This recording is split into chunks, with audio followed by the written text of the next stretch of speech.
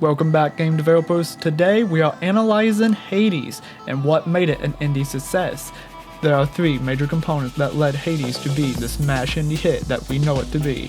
So get out your notebook and pen and take some notes, because these components could lead your project to be the next big thing. Number 1. Replayability. Most games, players try to avoid death, but in Hades, with each go around you unlock new weapons, new items, and enhance your abilities, making death a prominent feature in this title.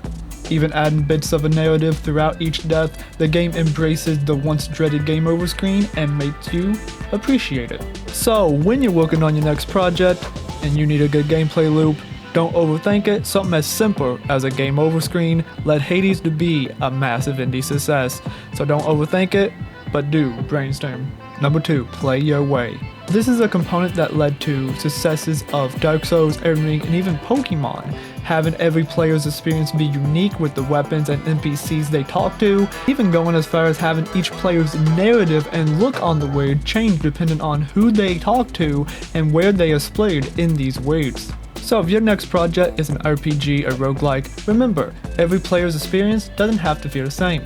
Hide some NPCs with some narrative information around in your world, or add some unique items that other players may not be able to find.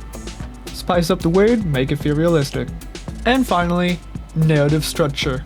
What separates Hades from games like the Batman Arkham games, Resident Evil, and even the older Zelda games is the narrative structure. Combining the loose narrative structure of games like Pokemon with the hard-hitting storytelling of The Last of Us, Hades has the best of both. If you want a hard-hitting narrative, each playthrough gives you a bit more information on how this world works and the story of these characters. While many that don't want to focus on the narrative could just focus on the gameplay and do their runs focusing on stats and weapon boosters. This also greatly enhanced the player base of Hades 2. Long-running narrative-focused games like Resident Evil, new players feel discouraged because they feel like they have to play catch-up. With games like Final Fantasy, Pokemon, and Hades, the narrative is loose and independent, each title being their own thing.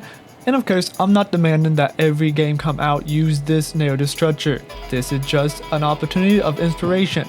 If any of these components inspired you for your next project, leave a like down below, share, and don't forget to subscribe for more game dev tips, tricks, and tutorials.